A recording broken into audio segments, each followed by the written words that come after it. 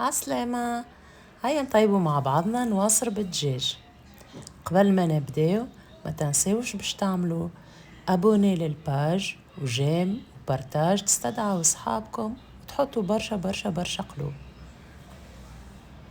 دونك دبارتنا اليوم نواصر سهلة خفيفة وبنينة، اي سورتو الصغار يحبوها، اخف يسر من المقرونة.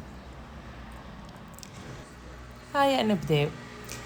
في المقفول متاعنا نحطو مكتب من ربي، دجاج وإلا لحم وإلا بقري، كل واحد شنو يحب. أنا حطيت شوية دجاج، معاهم كيس زيت زيتونة ولا زيت عادي، بصلة مقصوصة كيما جاء، تحبوا خشينة ولا جويدة كيف كيف، من بعد كتذوب.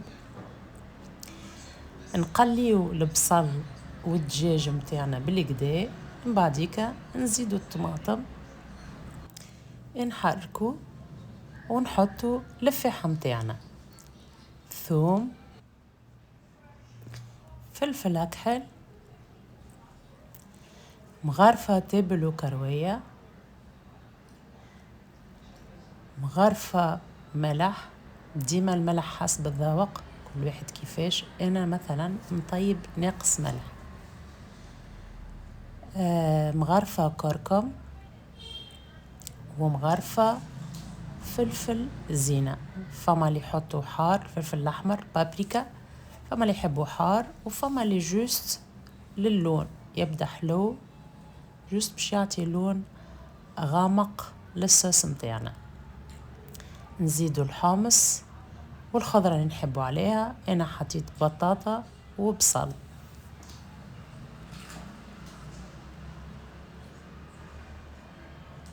من بعديك نحضروا، نخليوا هذيك تطيب في عقلها، ونحضروا النواصر متاعنا. استعملت هذه النواصر التونسية متاعنا. نحط شوية ملح، فلفل أكحل، زيت، نحركهم بالكدا نخلطهم في بعضهم، ونحطهم فوق الكسكاس يطيبوا فوق الصوص متاعنا. حسب التقريب يفوروا متاع 10 دقائق. من بعديك نعبيو من الصوص اللوطانية ونصبوا فوق النواصر ونحركوا.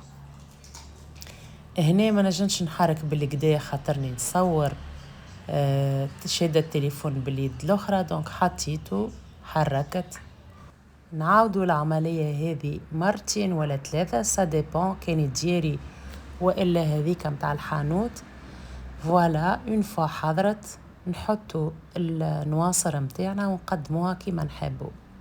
نواصرنا حضرت، تاكلوا بالشفاء، سلام.